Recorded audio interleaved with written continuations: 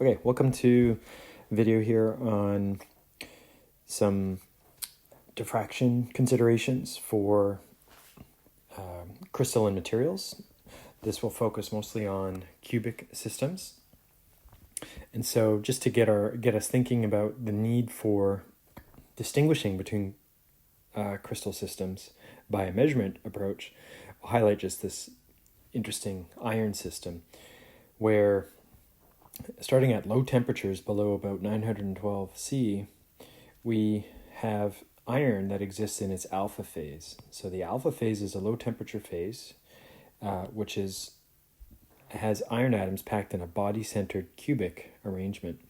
Once we transition past 912 degrees C, we have a phase transition, and you can see that atoms rearrange, and all of a sudden the iron atoms adopt a face-centered cubic arrangement to give us the gamma phase of iron.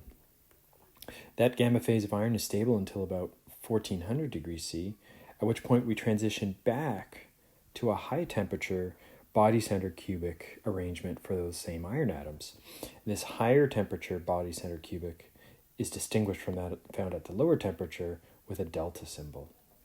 And finally, when we heat past 1538 C, we melt the crystalline system and we acquire a molten iron. So clearly, if we had a measurement technique, something that could distinguish the type of crystal structures present, body-centered versus face-centered cubic, this would help us characterize this material as it undergoes its transitions. And this can be used to characterize other materials, including those that are not cubic as well. Okay, so to understand some of the concepts for diffraction, we need to think about the wave sense for radiation and its properties. So waves are known, either waves of fluid like water or waves of radiation like light, to add to one another through a process called interference. And that interference can either be additive or subtractive, or in other words, can be constructive or destructive. So should two waves traveling through their media have their peaks aligned and their wells aligned, they will add and the amplitude will double. As you see here, this wave is twice as tall as the two separate waves prior to interference. However, if these waves are out of phase, where peaks are not aligned, and in perfect misalignment, that is, the peak of one wave is aligned with the well of the other, we see that continuing here, we will get the condition for perfect destructive interference, and the waves will cancel. And so there'll be no resulting wave.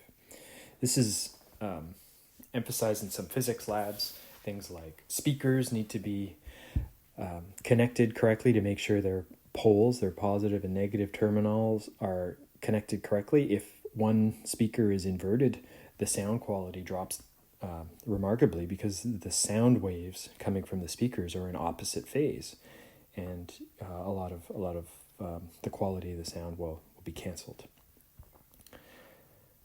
Okay, so with that idea, you may have observed diffraction before in everyday materials. Here's a classic physics experiment where diffraction from a compact disk is quantified. And so here you see the simple idea of putting a compact disk acting as a diffraction grating, and owing to the reflective aluminum that is found in a compact disk, the incident light that travels onto the aluminum would at least be expected to bounce straight back towards a laser source.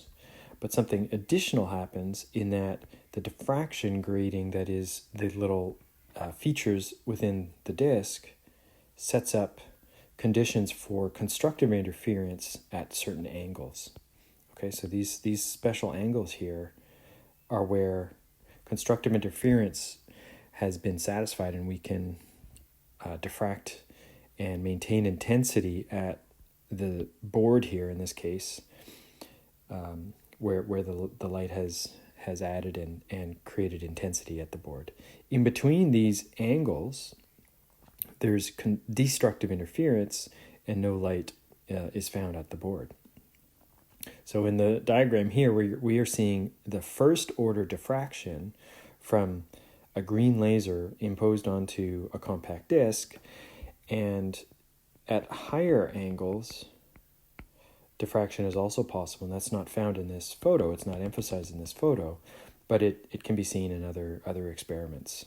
Okay, so in other words, the incident light onto the compact disc can give a first order constructive interference diffraction intensity at the board.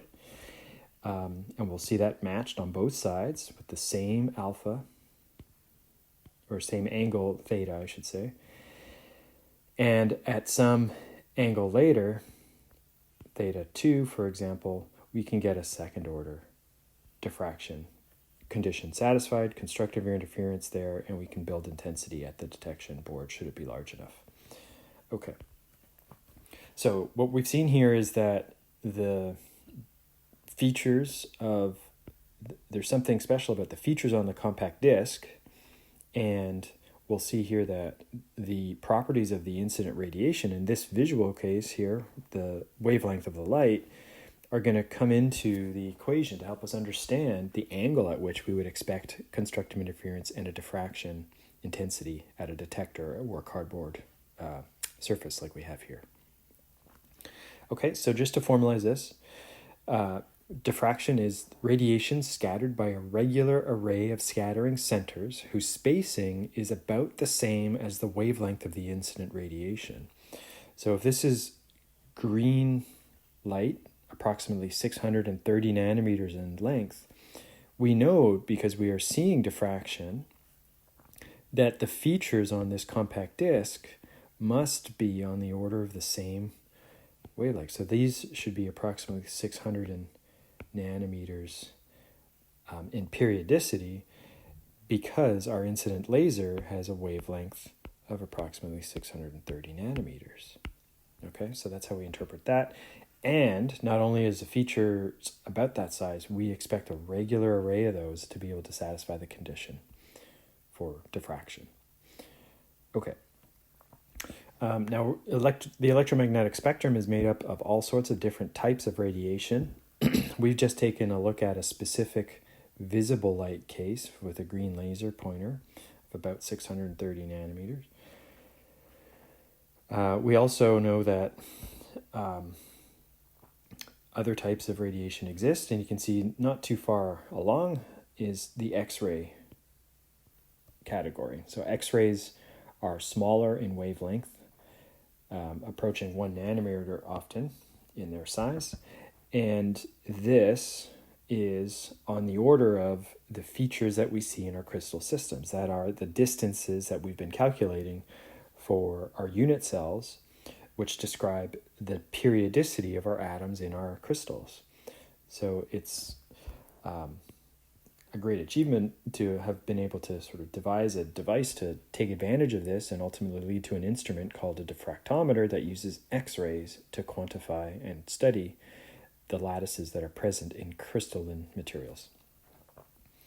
Okay, so as we recall, the diffraction gratings must have spacings comparable to the wavelength of the incident radiation to be diffracted. And so if we're going to use X-rays, we need things with periodicities on the order of 1 nanometer. And that is very close to the packing distance between atoms in crystals. When things get very, very small or very large, away from the X-ray radiation's wavelength, we will not see any diffraction, because again, we're mismatched between the wavelength of our radiation and the features that are periodic in our material. Okay. So putting those ideas into place, here is a cross-section diagram of an arbitrary lattice of atoms. You can see a row of atoms here with a black line representing connectivity between atoms, perhaps bonds, and the next sort of row of atoms below. So this could be, if it was a perfect cross-section, this pattern could continue behind the page and in front of us. And of course, it could continue deeper into the material as well. We're going to see that we'll impose an incoming radiation, in this case X-rays, because their wavelength, crest to crest distance, so green crest to green crest, that wavelength is on the order of approximately 1 nanometer, and the distances between rows of atoms is about 1 nanometer often. So we've satisfied one of the requirements for diffraction, in this case by way of diffracting X-rays. Now, as an incoming source of radiation strikes, say, a row of atoms with electrons and atoms, it's natural to think that the radiation, which has both electric field and magnetic field components, would undergo a reflection. And so we see that first beam 1 getting reflected and going towards a detector, as we saw before in the previous case, a cardboard some distance away from the sample, which is a compact disc. In this case, we need an X-ray sensitive detector to quantify the amount of intensity at the certain spot on the detector. Because incoming radiation is often large in its kind of source, so we have wide and many parallel beams of monochromatic, the same wavelength radiation of X-rays coming in, we can expect a neighboring ray of X-rays to come in. And it may travel between the first and the second layer of atoms as it sort of interacts with an area between atoms and passes to the next area. And so that's what we see here, is that a parallel beam of X-rays may penetrate deeper into the sample and travel further, therefore. So that extra distance that ray 2 has had to travel is important. It's gone an extra distance here, shown in pink, before it found the next atomic layer that's available for a reflection, and then it'll do the same extra distance there. So the pink, as shown in this diagram, is representative of the extra distance that arbitrary ray 2 has had to travel relative to the distance traveled by ray 1. And this is an important idea, because if we want to be able to satisfy constructive interference, that extra distance has to be a very special amount of distance. If it's too far, we may set up destructive interference. If it's too short, the same. But if it's just right, crests will realign with crests, and wells will realign with wells between these parallel incoming X-rays. Okay. So clearly some of the angles upon which we impose our radiation onto the surface of the sample are important. So we'll be using theta or theta C for that. And we've seen that the parameter, in this case, the distance between planes, given symbol DHKL, is another important feature here for satisfying the amount of extra distance traveled and how important that is for satisfying constructive or destructive interference. Okay, so these are some important features that we're going to see in our derivation of a law that will help us predict when constructive interference will occur. Okay, so taking another look at that setup, we've seen that the incident ray may come in with angle theta relative to the surface of the sample. Okay, so there's our sample.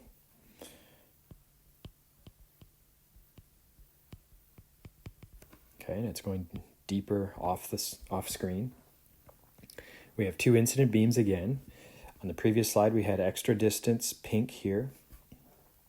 And if we examine the sort of geometry and the triangles in this area, we can calculate the extra distance. So some conditions for understanding how theta transmits into the triangles established by point P, S, Q, and T are reflected in this diagram up here.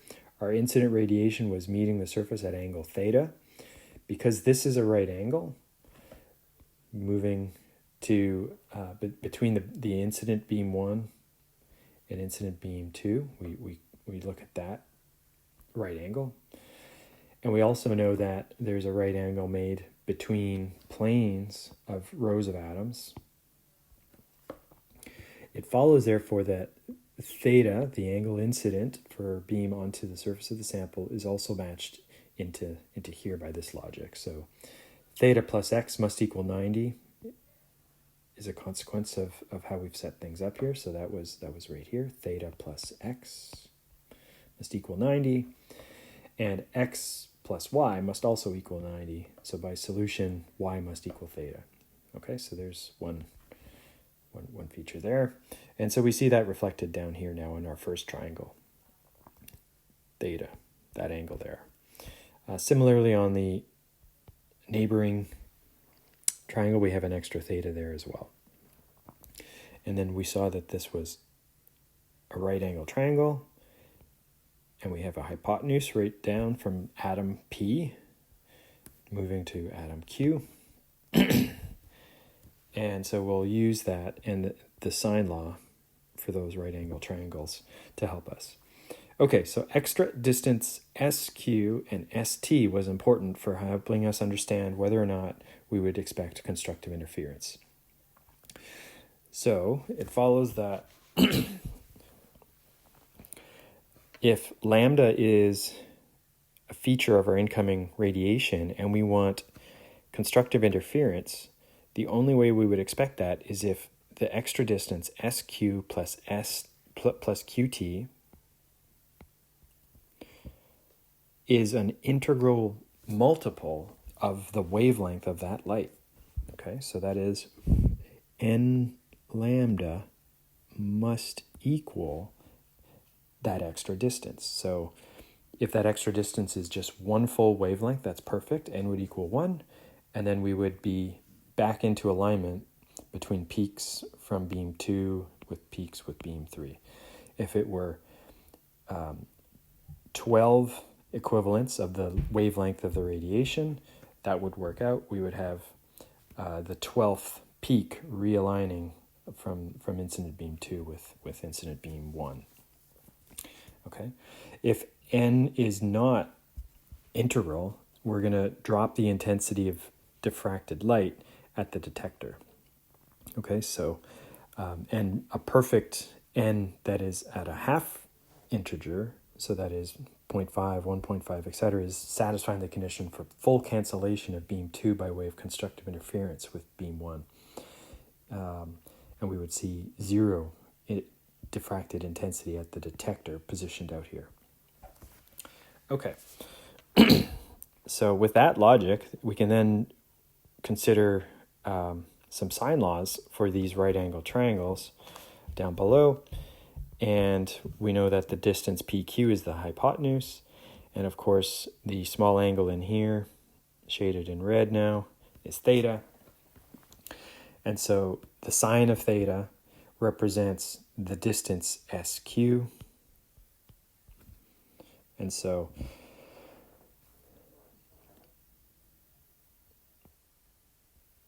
sine theta is equal to SQ, and the distance PQ from this point here to here is, of course, our distance between planes. The D between planes abbreviated with Miller indices HKL. So that value is right here. Distance times sine of theta is going to equal the SQ piece. And of course, we're going to add that to the distance between planes with the Miller indices HKL times the sine of the same theta, which is going to represent the QT piece. Okay? And of course, that's the extra distance, and that must be equal to n lambda. So rearranging this and simplifying the equation, we end up with what is called Bragg's law, which is n lambda is equal to 2d sine theta. Okay? D is, of course, specific to the set of planes we're considering, and it will be different for every set of planes that might exist in a crystal. Okay. So that's Bragg's law. N lambda is equal to 2d sine theta, and we'll see some other requirements for how we interpret this condition for diffraction and the use of Bragg's law in a moment. Something to say here is that theta, in order for this form of Bragg's law to work, we want to be using radians for the theta. Okay, so be very careful on whatever calculator you're using. If you're using your graphing calculator, by simply hitting the mode button, you can access a window where you can switch between radians and degrees. And make sure that if you're using Bragg's law that you input in radians. You can also calculate radians from the equation that 1 degree is equal to pi divided by 180 degrees.